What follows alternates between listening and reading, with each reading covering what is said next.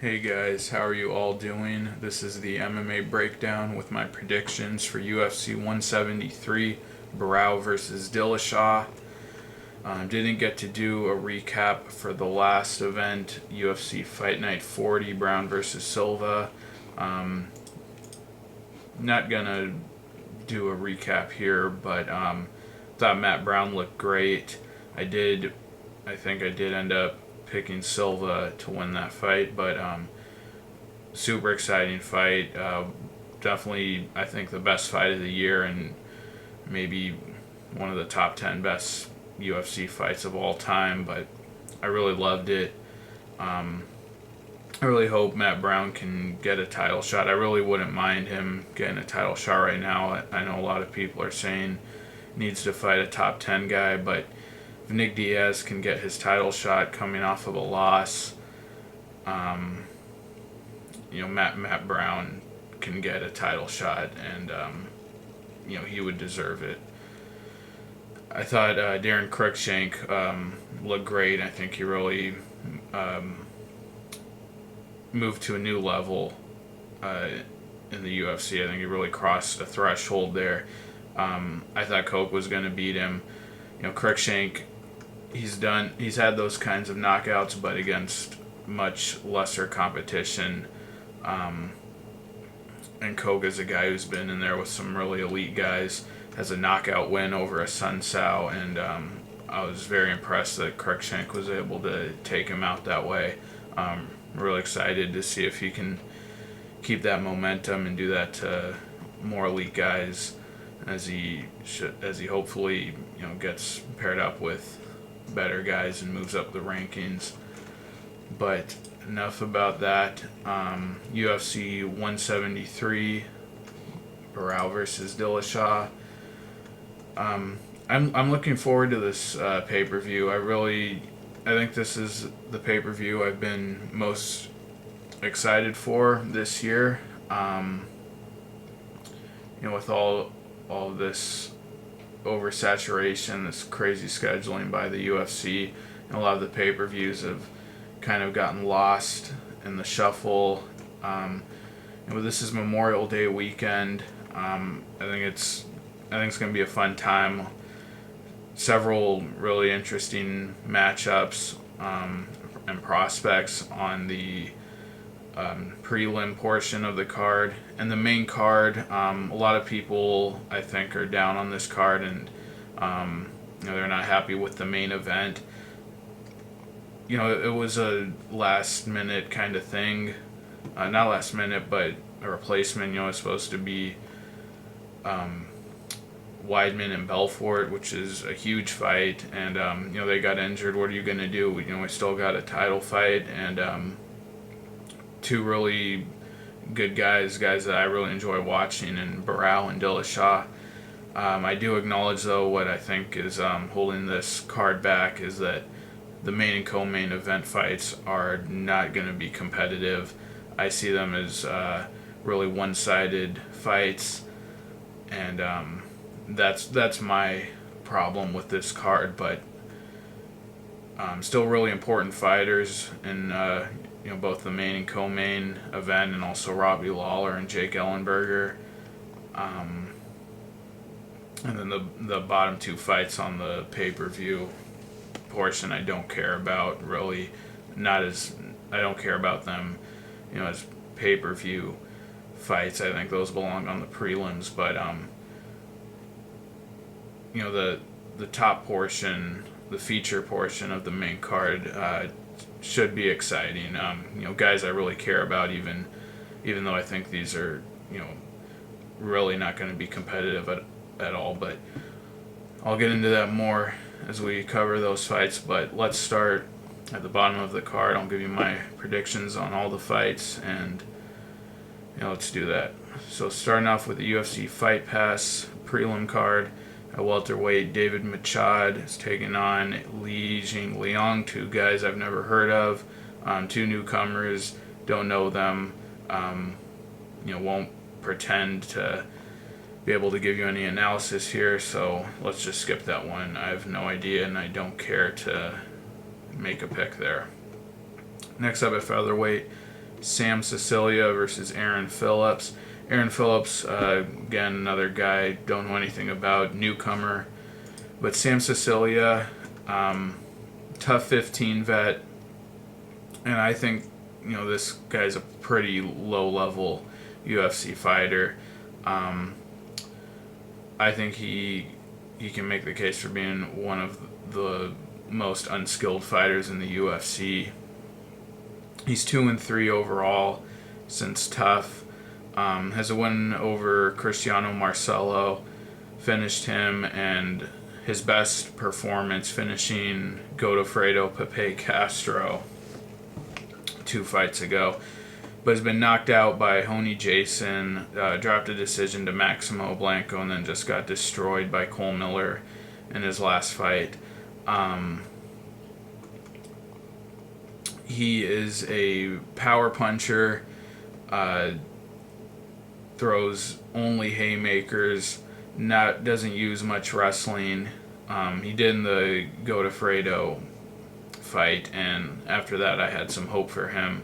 I'm thinking he could round out his game more and be more diverse, but didn't get a chance to do that against Cole Miller at all. But throws haymakers, just a headhunter, and isn't able to land many of those big wind-up shots. Against Cristiano Marcelo, a guy who is not a capable striker at all. Couldn't finish him until the second round, and that was still a really back and forth fight. Bezerra, Honey Jason really dominated him in the striking. You could really tell the difference in skill level there. Honey Jason knocked him out. Against Maximo Blanco, tried to brawl with him. He couldn't do it. Couldn't wrestle with him either. And had the really nice win against Pepe. And then got destroyed by Cole Miller, a guy who was several levels above him.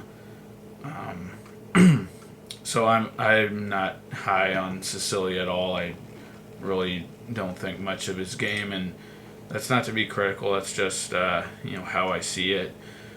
But I will take him here just because I don't know anything about Aaron Phillips. But I would not be surprised at all if Phillips is a more talented fighter than Sicilia, as I already said. I don't think Sicilia is really a UFC level fighter. But when you throw that many haymakers, you're bound to land one, and if he connects, which again he usually doesn't, I think he could get the knockout. So I'll just take Sicilia by knockout, but I really don't know anything about Phillips. If you do, definitely let me know. But not a fight I'm particularly looking forward to. Next out of lightweight, though, a great matchup. Anthony Njokuani versus Vince from Hell Pichel. I'm taking Njokuani here, and I think he's going to run over Pichel. Njokuani, he's a good fighter. Nobody beats this guy on the feet. I thought he won that fight with Barboza way back. He had a nice win over John McDessie where he really dominated the striking and knocked out Roger Bowling in his last fight, which was April of last year, so he's been out for a while, over a year. His setbacks, though, have come against strong wrestlers. Lost to Danny Castillo, but that was still a competitive fight, and lost to Rafael dos Anjos, and I remember that being less of a competitive fight, but that's definitely his big weakness, his takedown defense. Pichel is a grappler. His last fight with Garrett Whiteley, that fight was completely contested on the ground, but it was not. It was a very tedious fight, very underwhelming. I think Pichel had a Darce choke locked up at one point, but never came close to finishing, and never really opened up with ground and pound. I thought it was pretty disappointing for spending as much time in top position as he did, and he also seemed very unathletic. before that, got suplexed to death by Rustam Khabilov, which I don't really knock him for that. Khabilov has turned out to be a potential contender in that division, but I think Pachel's going to have a huge disadvantage athletically, and I don't think he is the level of wrestler at all that Castillo and Dos Anjos are. I don't think he'll be able to dominate Njokuani with the wrestling, so I'm taking Njokuani to knock him out in the first round. Moving on to the Fox Sports 1 prelim card at lightweight, Al Ragin Iaquinta is taking on Mitch Clark. Another fight that I don't think will be competitive at all. Al Iaquinta should win this handily. He's on a 3-fight win streak after being choked out by Chiesa in the Tough 15 finale. His wins over Ryan Couture, Piotr Hallman, and Kevin Lee in his last fight. I have been a little disappointed with Iaquinta. He hasn't been able to finish any of those fights, although his last fight with Kevin Lee, he did come close to finishing at one point. Was really more aggressive on the feet in that fight than he had been prior to that.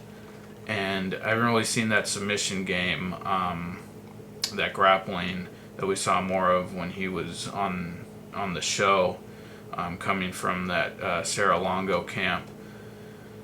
I think he has strong jiu-jitsu, but we haven't seen that too much in the UFC.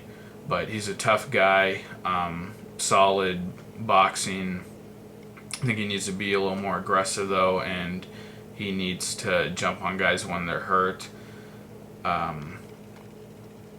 think he had Hallman hurt at one point. Also, Couture throughout that fight was dominating and can never really go in for the kill. So I think he needs to work on that. But Mitch Clark, another guy who isn't really UFC level, has 2 losses to John Cholish and Anton Quevenin, 2 guys who aren't in the UFC anymore. And he got finished by John Cholish, and I don't believe, Anton Quevenin's not in the UFC anymore. And then had really surprised me with the win over John Maguire in his last fight, which was at UFC 161 almost a year ago. Maguire, though, has problems of his own. I thought, that guy came into the UFC really hot with a couple of great wins and then just really kind of leveled off, losing to Matt Riddle, and looked really terrible in that fight against Clark, I thought. But Mitch Clark, don't really know how to describe his game. He hasn't shown, much of a skill set in the UFC. He won his last fight. I really don't remember too much. I remember him, raining down a few punches on Maguire while he was on his back, and Clark was either in top position or standing over him. But Al Iaquinta should win this handily. I think he can get a finish here, but I wouldn't be surprised if it goes the distance. I'll take Al Iaquinta, TKO probably midway point of the fight, probably second round. But that's the only thing. That's the only thing I can't decide here, is whether Iaquinta is going to finish him off quick or whether it's going to go to a decision. But Iaquinta all the way. Next up at bantamweight, Chris Holdsworth versus Chico Camus. I'm taking Holdsworth. I'm real high on this guy. I thought he looked great on the show. He's the winner of Tough 18. Super technical guy, really slick submission game. Very creative too. I remember his win in the house over Michael Wooten, I believe it was. he had an anaconda choke and then took his back, but took his back while Wooten was on the feet, but kind of used the cage to swing around the front of Wooten to get around to his back before sinking in the standing rear naked choke. And then in the finale, I thought that Grant was going to have a huge advantage on the feet. Grant had finished a couple guys in the house and looked really aggressive and looked like a big power puncher, but Holdsworth was way too technical, totally dominated the striking, managed distance very well, and was able to hurt Grant and knocked him down and sunk in the rear naked. So I'm really high on Holdsworth. I think,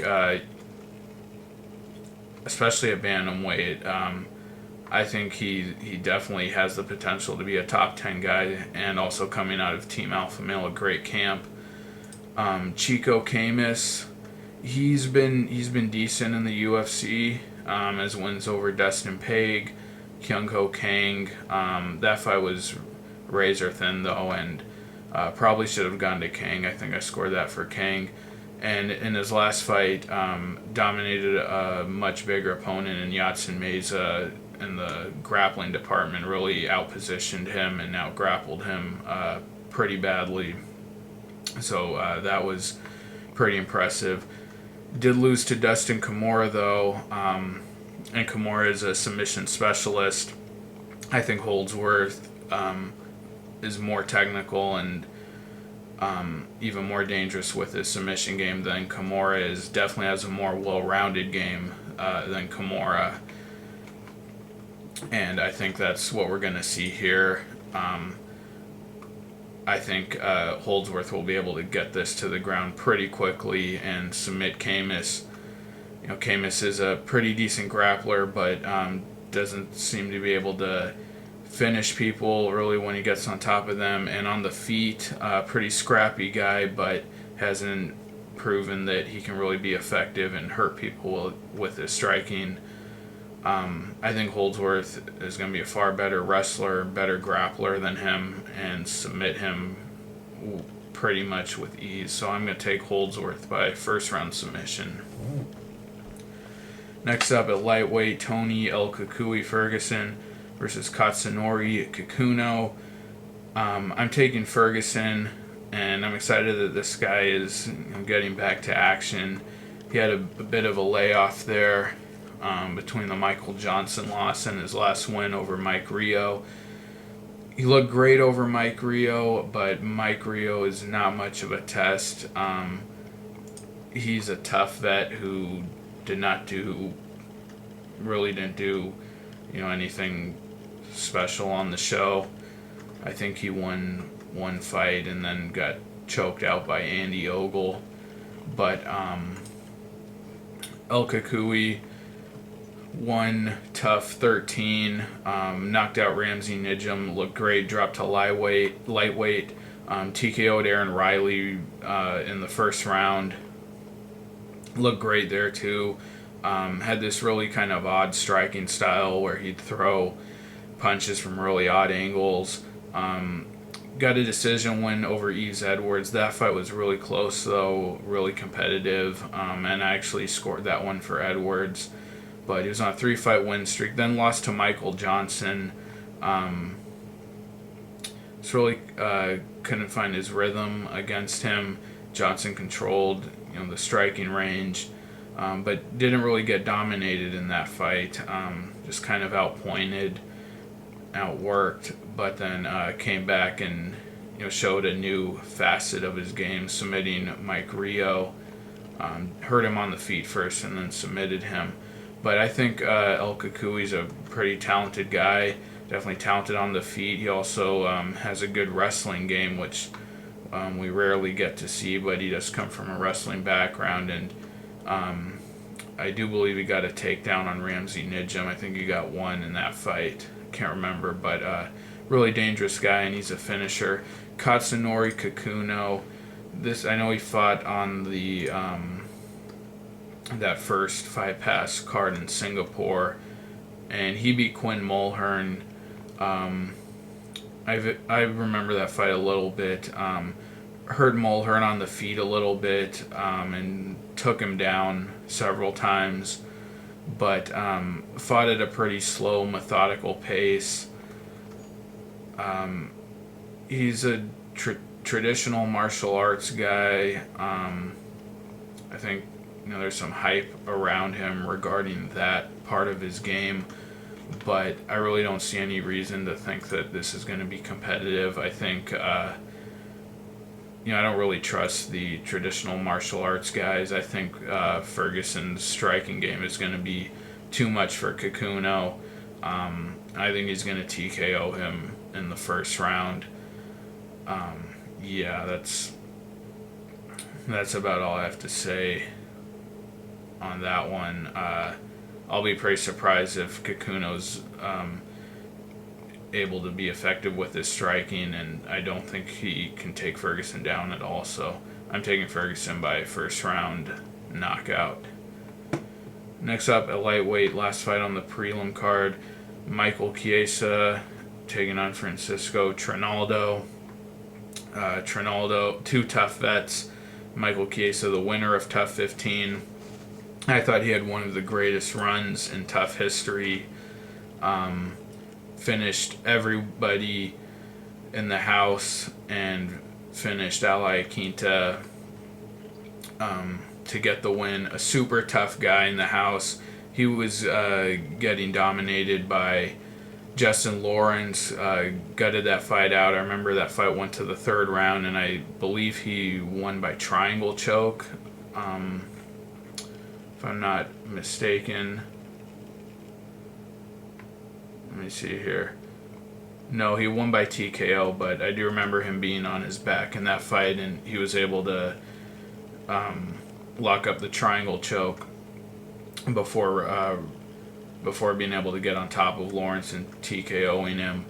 Also against James Vick in the house, was really getting dominated in the stand-up, and with about, I think it must have been about 20 seconds left in the fight, he had been dominated the whole fight, and he just took Vick down. It was the first time he did it in the fight, moved him out quickly and just pounded him out. I think he's a really special guy. Case, and in the UFC, has been very good. Won the show submitting Ally Quinta, submitted Anton Kavenin, and submitted Colton Smith, all by rear naked choke. That's definitely a signature move. And had the one loss against Jorge Masvidal, who got submitted by Darce choke, but he did actually knock down Masvidal in that fight on the feet. Showed an improved striking game there. In that fight, used a lot of front kicks, and as I said, was able to crack Masvidal, knock him down. So I think Chiesa, is a good guy.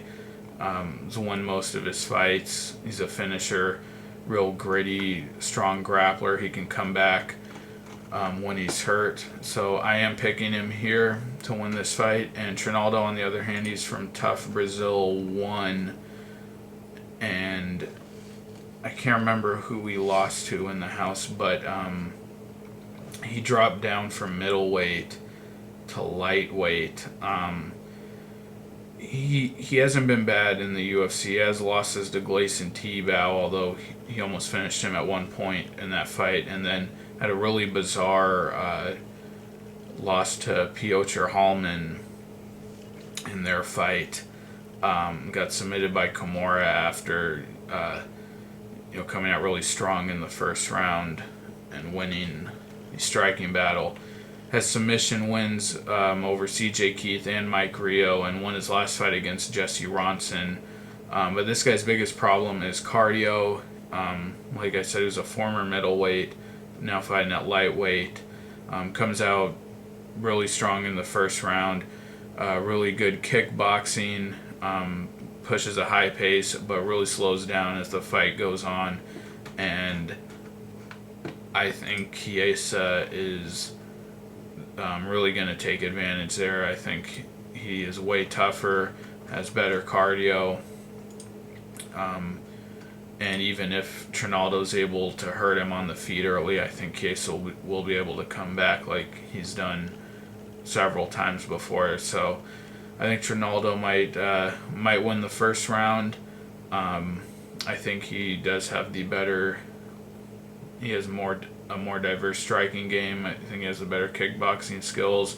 I think he might win that first round, but second and third round, I think it'll be all Chiesa. I think he'll be able to take him down, get him to the ground, and work for that rear naked.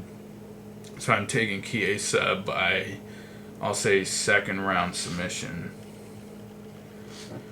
Now on to the main card. Like I said, these first two fights, I don't think they really belong on the main card.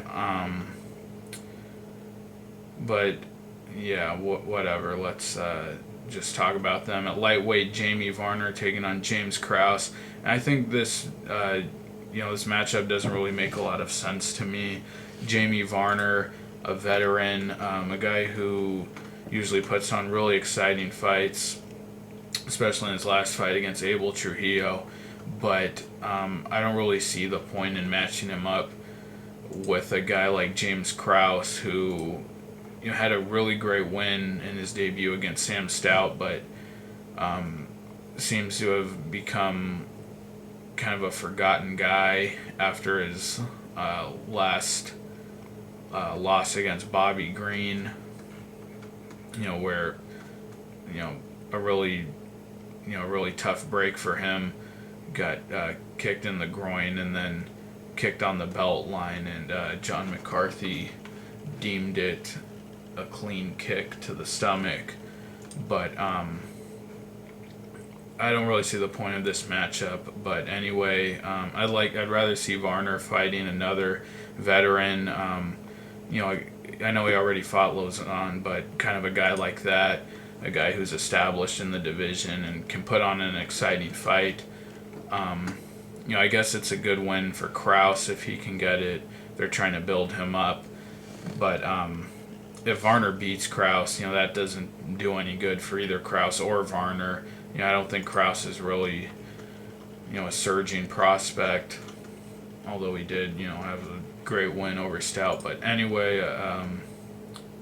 let's just get to the fight.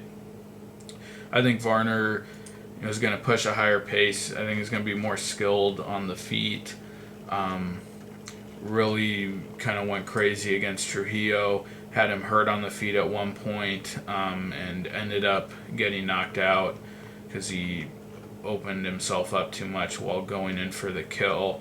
Also had a north-south choke against Trujillo in that last fight, which seemed pretty close. But Varner, since coming back to the UFC, had a really big redemptive moment, knocking out Barboza. Was looking good against Lozon for the most part, really boxing him up on the feet before getting triangled late in that fight in the third round. Had a tough decision win over Gallard, but after that he's been on a 2-fight losing streak. Lost to Tebow. A fight where he was just held down for the first 2 rounds, really couldn't do anything, was pretty badly outsized. But then the third round came out with a lot of energy and got on top of Tebow, pounded away. If he had fought with that kind of vigor in the first few rounds, would have won the fight, but lost the decision there. And against Abel Trujillo, very exciting fight, came out real aggressive, really showed he was more skilled than Trujillo, but got caught, ate that punch. He went in for the kill and lost that. And James Krause, on the other hand, already talked about him. Had a great win over Sam Stout. Finished him with a guillotine choke in that fight. That was at UFC 161 about a year ago. And then after that, had that really tough break against Bobby Green. The fight was stopped really quickly. But, in hindsight, that win over Stout, Stout getting knocked out by KJ Noons in his most recent fight, I don't know if that win over Stout means as much as it did in hindsight, knowing that Stout might be on his way out. He might not, he might not be, completely there mentally. I'm going to take Varner here. I think he's going to be more skilled, definitely a lot more experienced than Krause, but Varner himself also might be on the way out of the game. I don't think he has any potential really left as a contender. Krause, though, I don't really know, how much to make of him yet, but I'm going to take Varner to be safe. I think, has the more well-rounded game. I think he'll use the wrestling. I think he'll be a little better on the feet. I'm going to take Varner here to win a decision, but I wouldn't be totally surprised if Krause is able to pull out the win somehow. Next up at bantamweight, Takeya Mizugaki versus Francisco Rivera. I still don't really feel this is a main card fight for a pay-per-view, but it is an important fight, and these are both guys on good win streaks and rising guys in the division. Francisco Rivera, let's start with him. He's really just turned his career around. It's really kind of remarkable. Got cut from the UFC after he lost to Eric Koch in the WEC, got KO'd, then submitted by Ruben Duran. That was back in 2011. Got cut from the UFC, came back, had a decision win over Alex Soto, knocked out Roland Delorme, who was coming off of a great win over Nick Denis at that point, but that was overturned to a no contest. Afterwards, he tested positive for something. And then after that, had two knockout wins over Edwin Figueroa and George Roop in fights that looked identical.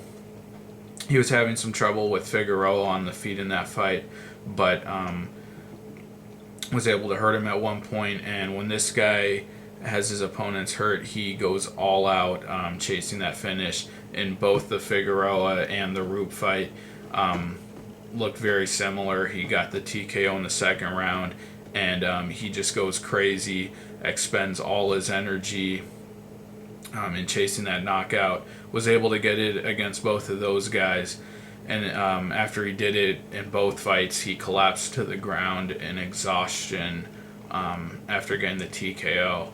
Now, that's why I think he will not be able to do that to Mizugaki, is because he just goes all out. If he doesn't get that knockout, if he doesn't get the finish, he will definitely not have enough gas to last the rest of the fight. At least, not to stay competitive, especially against a really tough guy like Mizugaki, who's been in a lot of wars himself. However, Mizugaki, I don't think he's as good a striker as Rivera. Definitely doesn't have the power that he has. And definitely not as diverse with his combinations as Rivera is. Rivera uses some kicks as well. Has a really good Muay Thai style of striking. But Mitsugaki's really tough. I was really impressed when he shut down Eric Perez in their fight. Really outworked him on the feet. He's on a 4-fight win streak against Jeff Hoagland, Brian Caraway, Eric Perez, and Nam Phan. Not great guys, and actually got dropped by Caraway in their fight and nearly choked out.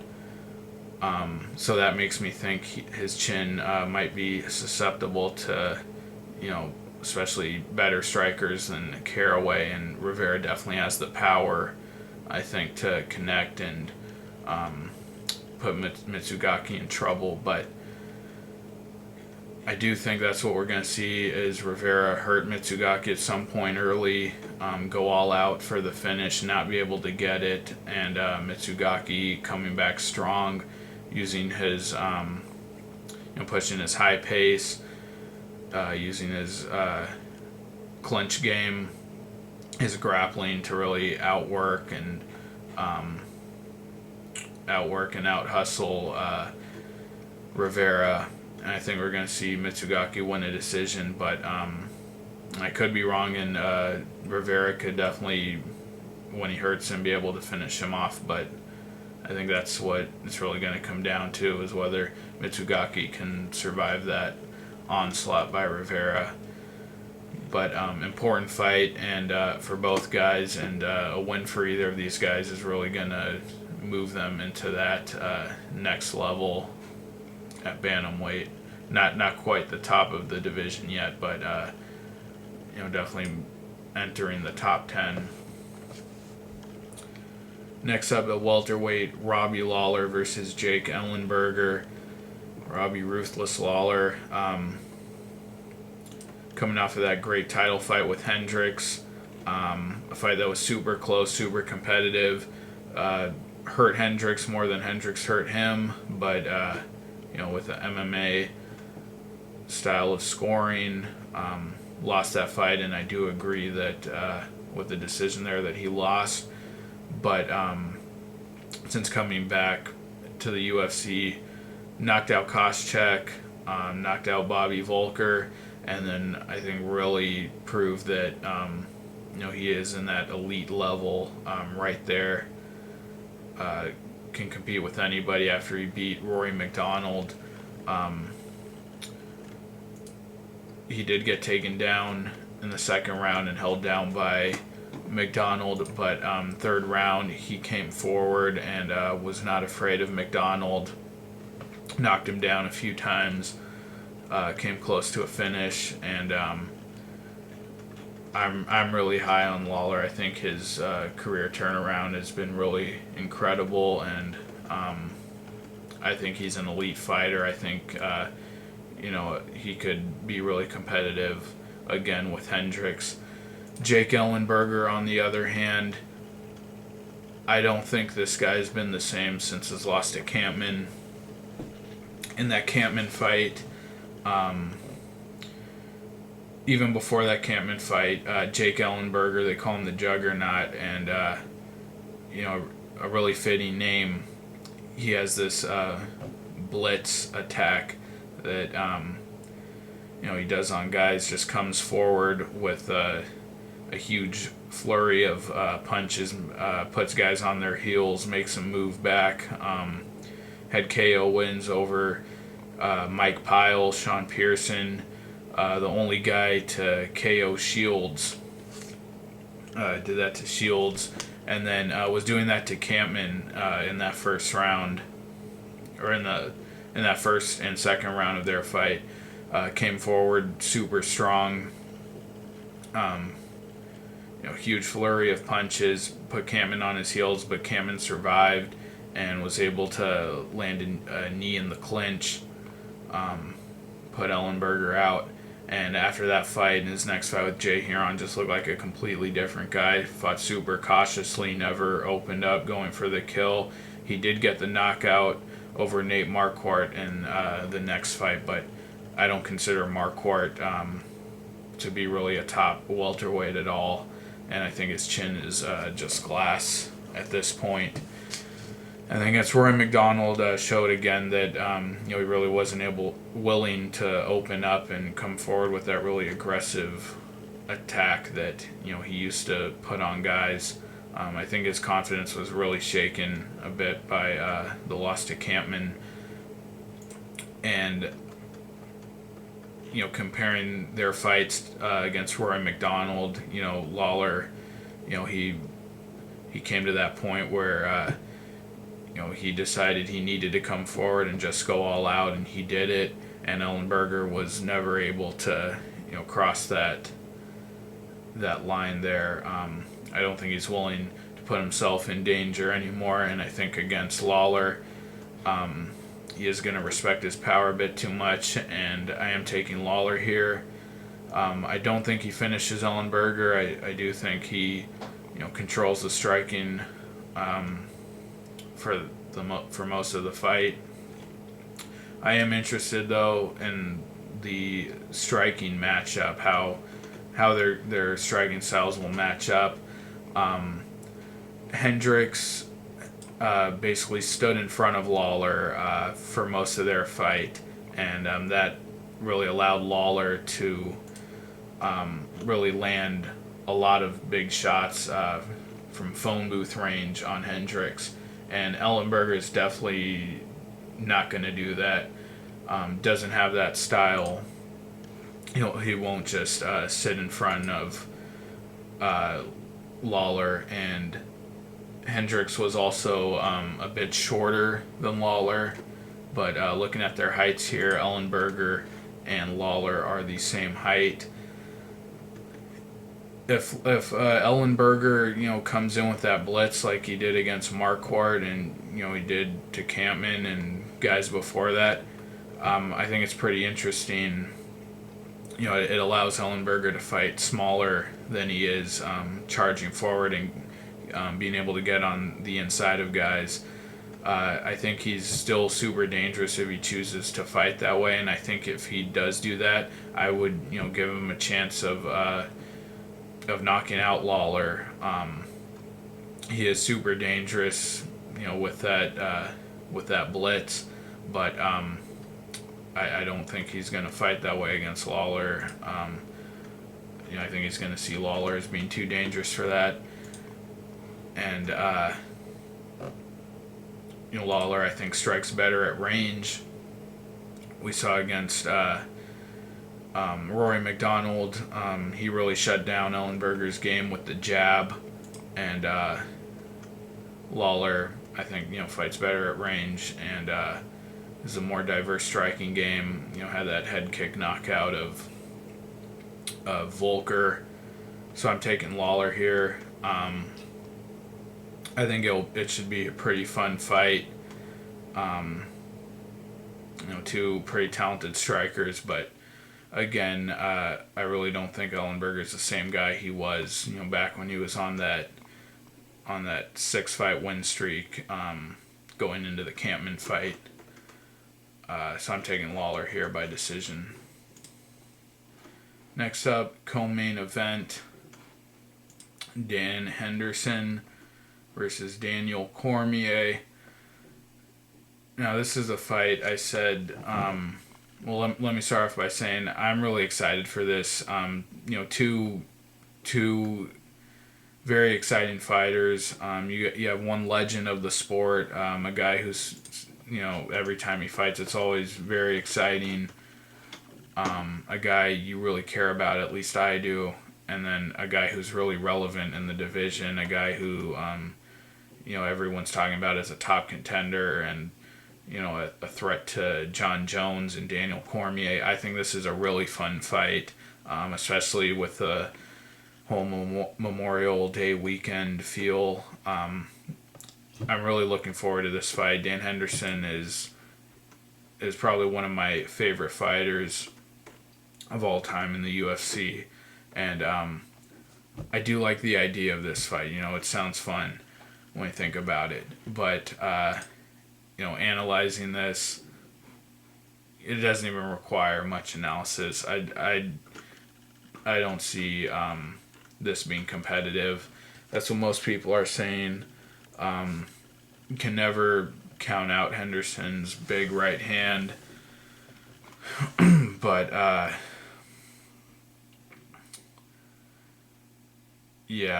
don't think he can take a good punch from Cormier. I think Belfort really, he finally cracked Henderson's chin. We had seen him wobbled in the Rashad fight. Lost the fight to Machida, although that was a fairly close fight. And Belfort just killed him. Huge speed, huge speed disadvantage for Henderson in that fight.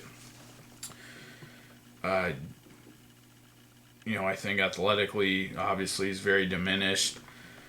In his last fight against Shogun, also nearly got knocked out. Did well to survive. Obviously, very tough, but I think against Cormier, he's also, there's going to be a huge speed disparity between them. Athletically, it's not going to be close. Cormier is going to be way bigger than him. I think in the clinch, Henderson get manhandled. I don't think Cormier is going to come out quite as aggressively as he did against Cummins. I think if he did that, that would be Henderson's best chance to land that big punch.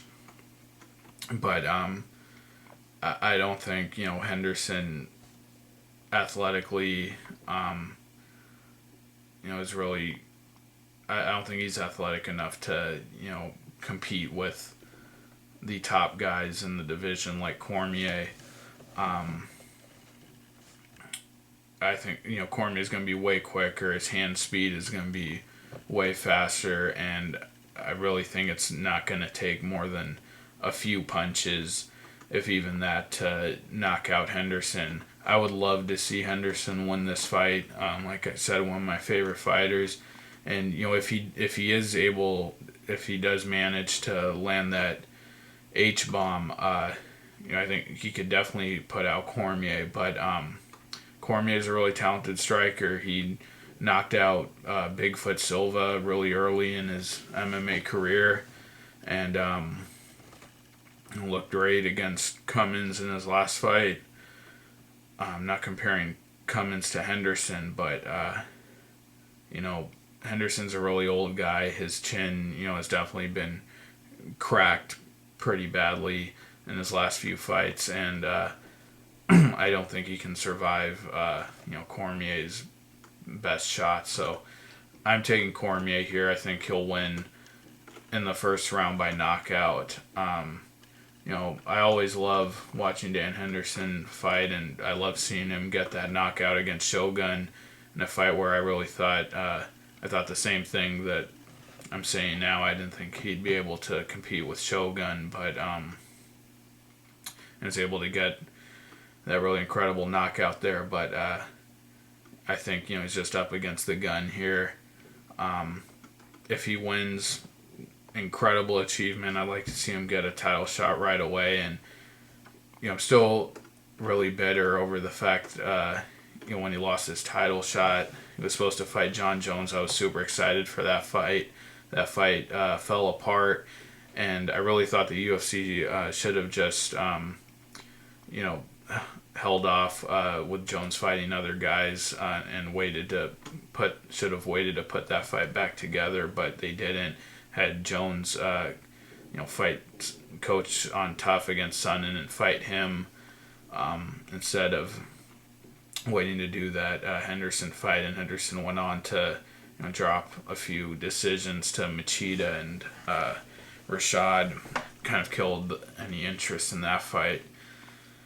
But if he wins in any fashion against Cormier, he definitely deserves a title shot against Jones. But I don't see it happening, and I could be wrong, especially after watching Johnny Eduardo knock out Eddie Wineland in the last event, but I don't think Henderson has any real chance here against Cormier.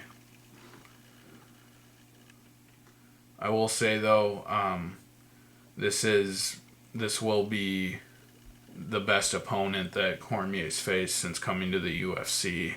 I haven't really acknowledged that, but I definitely think Henderson is more accomplished of late and also more dangerous than Frank Mir, Roy Nelson, and Patrick Cummins. But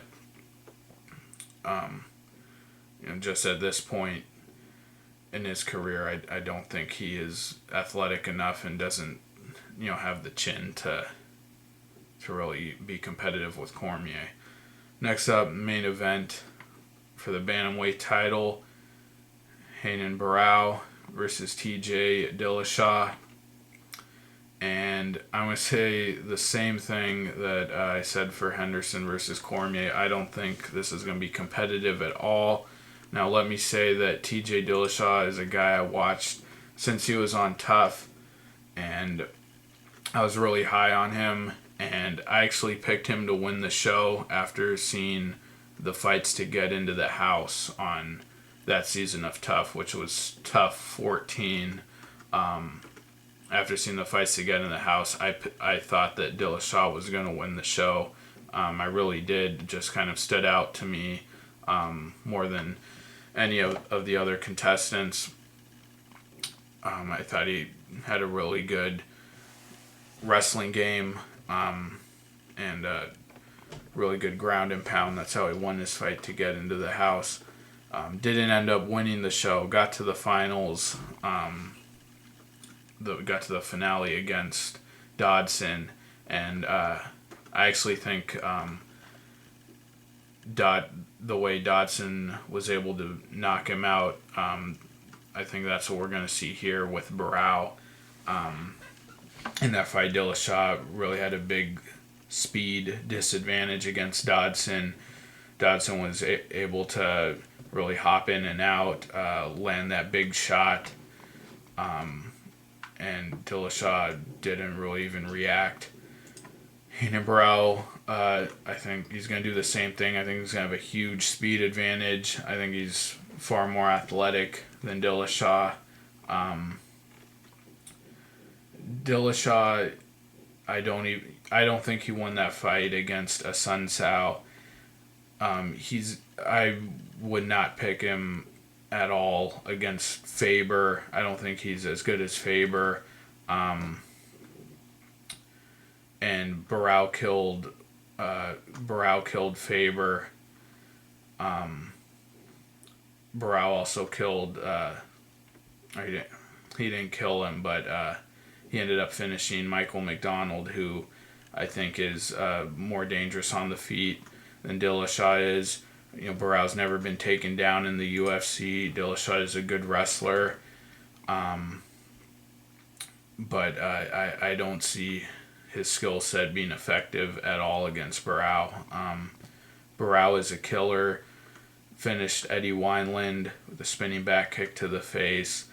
His toughest test was against Michael McDonald, where McDonald was able to get some punches in on him, staggered him at one point, but Barao was strong as the fight got stronger as the fight went on and able to take him down and submit him.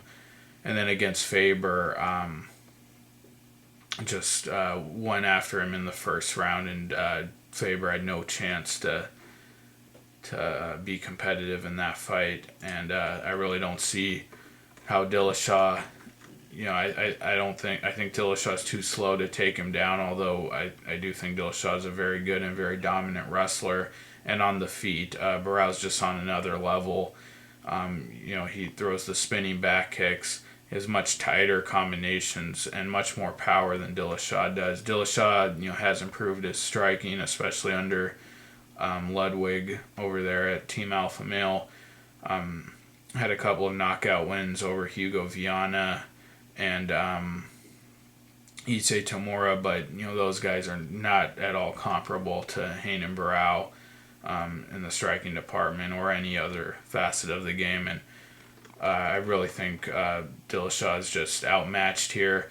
I do think a few more years with continued improvement, I think he could become a bigger threat to a guy like Barao if he's if he managed to hang on to the belt for that long. But right now, I think Dillashaw is still just too inexperienced. Again, I thought he lost that fight against a Sun Sao. Was not able to keep a Sun Sao on the outside. Sun Sao managed to get on the inside, and also his wrestling was not that effective against a Sun Sao, since I was able to counter a lot of his takedown attempts with guillotine attempts.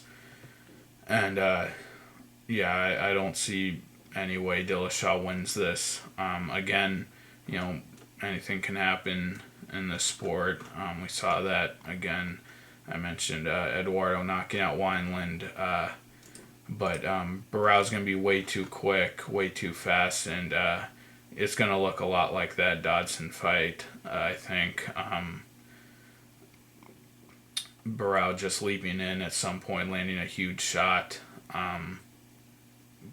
putting Dillashaw on the ground, and Barao following up with subsequent strikes to finish the fight. Yeah, so those are my predictions. I don't think the main or co-main event will be competitive, but really great fighters, guys I really enjoy watching, and guys I care about, in Henderson, Cormier, Barao, and Dillashaw. But yeah, I do hope these fights can be more competitive than I'm predicting that they will be, but you know, I enjoy making my predictions, and you know, I don't care if anyone disagrees with me. I think you know, if you're going to be making predictions like this, you have to be bold in your predictions, stick by them, and that's what I'm saying. Here I'm sticking by that. Barao, I think, is going to, you know, get Dillashaw out of there in the first round, knock him out, and I think Cormier is going to knock out Henderson early in the first round. Those are my predictions for UFC 173, Barao versus Dillashaw. I will be doing a recap video for this event, my first one in a while. I will be doing predictions for next weekend's fights, which we actually have 2 in one weekend. Let me pull it up here. We have the Tough Brazil 3 finale,